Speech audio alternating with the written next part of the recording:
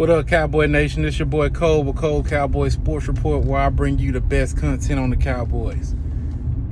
So, yesterday was one hell of a day. Stressful for Cowboy Nation once again. But hey, let me say something, man. We shouldn't be surprised. And like I said many times, we shouldn't be surprised. This is what the Joneses do. Now, they dropped the ball big time on the way they handled things. Instead of franchise tagging Dalton Schultz, they should have made Randy Gregory the priority. Randy Gregory didn't like the way how the Cowboys didn't use him as a priority. They liked the way how the Broncos was rolling out the red carpet for him.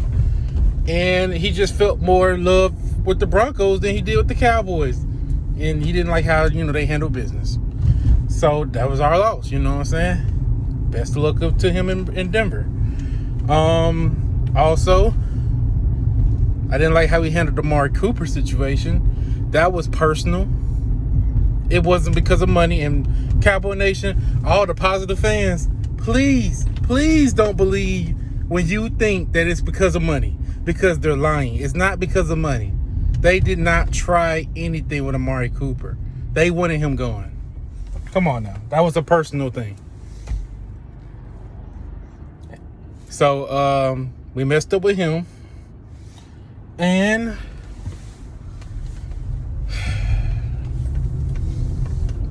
what else we messed up on? It's a lot. Oh yeah. We messed up on the fact that we don't do nothing in the free agent. But this is what I have faith in. Our man Will McClay. Because what they're going to do is, this is what the Cowboys are going to do. They're not going to pursue any players. And this is just my opinion. Who knows? They might shock us today. I don't know. But my mindset for this morning, they're not going to sign any players right now. They might sign our own. But, whatever other players, maybe Jerron Curse, I don't know. Because that's a big question mark on Jerron Curse. He should have been signed. Like, I don't know what's going on. We're not hearing nothing about him. But I don't know. But I don't see us doing anything in free agency now. But I do see us probably going on hitting the draft hard. Like we always do.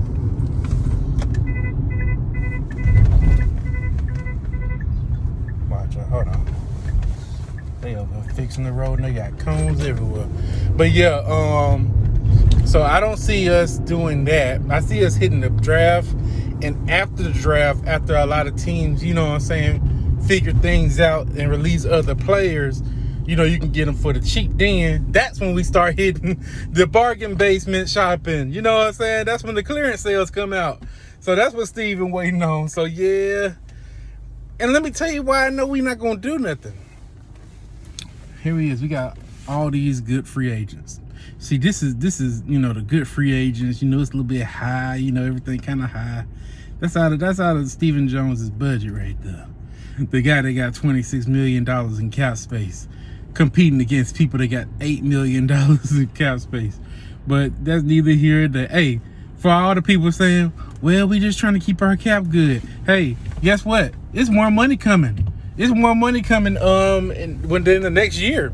The cap is going to explode. That's why teams are making these big signings, because they know they're going to be covered. So it's no point of us saving money if you're trying to win. So let me just throw that out there too. But hey, what we're going to do is wait, go bargain basement shop and get a couple of, has-beens and no-names and go with it, man, and try to make a run. Now, this is what my concern is. I'm not really worried about the defense. I want us to have a veteran that's that's won a Super Bowl, that has that leadership mentality in them to lead the team. I do want that. That's very important, man. I want a dog defensive player and a dog offensive player that's been there. But the Cowboys don't do that. They don't believe in that. They want inexperienced people. They don't want somebody that's been there and, you know what I'm saying, did all that. They don't want that. So this is you know, that's how we're gonna be. So my concern is, for real, is who gonna step up offensively, man? Who gonna be that dog that's gonna really take us to the next level? Will we pursue a receiver that, you know what I'm saying, a true number one receiver in the free agency in the second half, whatever lingers around? I doubt it. I hope. I like CeeDee Lamb, and I believe he can be a number one receiver, but he's just not one right now. Who knows? Off seasons, they always, you know, off seasons can change. He probably can come out and be, you know what I'm saying, the offensive player of the year. Who knows? You know what I'm saying? Like Cooper Kupp. But it's really up to how the scheme is too. We knocking on players. We need to be making sure Kellen Moore be on his A game and really learn from his mistakes. If he think he didn't do nothing wrong last season, we're in some trouble. We won't address nothing. And this is coming from Dak Prescott's biggest fan, a Dak apologist. Dak, he gotta do better, and I can make excuses for him and say, hey, the dude been injured, man. He just came from injury, and you don't think that he was at 100% health? I don't think he was. He got a full off season. He sat out from the Pro Bowl to get healthy. He did a cleanup surgery on his non-throwing shoulder. For all that people say, well, that's his non-throwing. You need all your ligaments to work. You know what I'm saying? You use your whole body to throw a ball. You know what I'm saying? That's just how it is. But I don't know, man. I'm going to be positive a little bit and say, hey, at least we do good in the draft. But I'm frustrated as a fan. I'm not, because we do the same strategy and it doesn't work. You know what I'm saying? I'm a firm believer in having a leader in that locker room. That stuff go a long way. Somebody that's been there that can tell you, hey, this is what we got to do to make it through the thresholds. I hate to use them as an example, but the Philadelphia Eagles in 2017, they had leaders in the locker room that's been to a Super Bowl, that got them through the playoffs with Nick Foles. You want to know how they got through the playoffs? Because they had that morale in them. You know what I'm saying? They had, what's that dude's name? One of the Howie Long's son. I forgot his name. But he was, he played for the Patriots. He won Super Bowl with them. LeGarrette Blount was in there. He played for the Patriots. He been through there. You know what I'm saying? It was a lot of guys in that locker room that been to the championship, that knows how to get it done. And that's what they did. You know what I'm saying? That's what we need in our locker room. We need true leaders. I mean, think about it, man. We rolled out in that 49ers game with a lot of players wet in the ass. Don't know what the hell they doing. Like, they scared and nervous, and they come out playing weak. What if we had a dog that's been there and be like, hey, man, y'all need to stop playing this weak shit, and we need to go ahead and handle these guys, man. Like, that's what we need. And I'm not going to say some guys probably didn't do that, but you got to think, man, like, come on, man. These guys never been there. Most of the team, that's their first playoff game they ever played in. You know what I'm saying? Or some of them haven't played in a while, and they just, you know what I'm saying? They lost. They used to lose, and they don't know how to get to the next level. We need players that's been through the next level and know how to push their team to go further. That's what we need. So that's why I was so frustrated about us not getting a Von Miller, or pushing hard for a Von Miller, pushing hard for a Bobby Wagner, pushing hard for, you know what I'm saying, any of these other players, because they've been there. That's all I'm saying. So, like I said, hey, I'm a diehard Cowboys fan. Always gonna be. We could be one in 16, and I'll still be riding.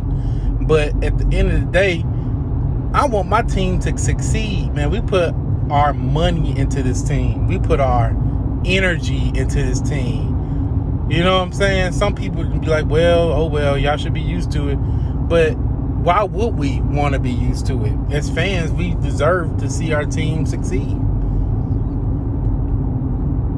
And like I said, hey, this is one thing that's always going to go through my mind. And it's going to go through my mind going into this season. Don't let the Dallas Cowboys front office try to sell you a dream. Try to sell you a dream. And what do I mean by that? For many years, the Dallas Cowboys always want us to remember the 90s. The 90s, you know what I'm saying? How we had that dynasty, and you know what I'm saying, how we went to the Super Bowl and won it back to back with all these triplets and stuff. And let me tell y'all something, Cowboy Nation. That was Jimmy Johnson's team. That was Jimmy Johnson's team. For the people that's going to say, well, they won it in 95, and that wasn't Jimmy Johnson's team. He wasn't even on the team. That was Jimmy Johnson's team. That was the last of them. That was the last of them. Jimmy Johnson coordinated getting those players. Him and Jerry were friends. So Jerry Jones, with him being wet behind the ears in the football, world, Jimmy Johnson created the draft board. He created, you know what I'm saying, how to go ahead and, he knew he had a scheme on how to get good players on the team. That's why they fell apart, because Jerry wanted the credit. Jerry did not build that team. Now, I'm going to give Jerry credit. Jerry is a closer when it comes to negotiations. He knows how to get the deal done. Back then, Jerry knew how to. He reached out and got some players. Don't get me wrong, because I'm a rebuttal a little bit, because this is the thing, and this is what I wish Jerry would do. He needs to go back to that and put his pride and ego to the side, because he's a brilliant man. He can sell a player to come to this team. He's just not like that no more. Back then, Jerry Jones wanted Charles Haley. He wanted to get Charles Haley. Jimmy Johnson really didn't want Charles Haley. He didn't. He liked his talent. But, you know what I'm saying? He wanted to check it out and see, hey, what's up with Charles, man? Why y'all want to get rid of him? And, they did their research, and Jerry closed the deal. Came to the airport and picked him up in a limousine. You know what I'm saying? That's what Jerry used to do. Jerry Jones don't do that no more. He don't make those type of moves. So, you know what I'm saying? This is the crazy thing. When people go out and be like, the media will be like, oh, this big name that had a little trouble is cut off the team. Man, Jerry Jones, he'll go ahead and get him. No, he won't. He ain't that guy no more. He's not that guy no more. He's not going to do that. Antonio Brown reaching out for Jerry Jones. Jerry Jones is not that guy no more, man. He ain't, man. He's not going to get them. He's letting his son, Steven, get them. Steven does not have a backbone, man. He a coward. He's scared of taking the risk. Will the risk always work? No. But at least you tried.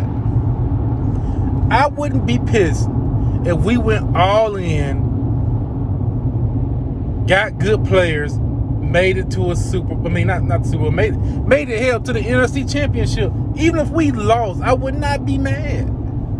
Because at least they tried, man. At least the front office went in and grew some balls. So, for all the positive Cowboy fans, I call y'all corporate Cowboys. Well, that's what I really got that from Boss Cowboy. But y'all we gotta wake up, man. Like, we need to stop letting the Cowboys sell us these dreams, because that's what they're doing, man. At the end of the day, that's what they want you to think. But we getting played, man. Like, at the end of the day, the Cowboys are doing the same thing.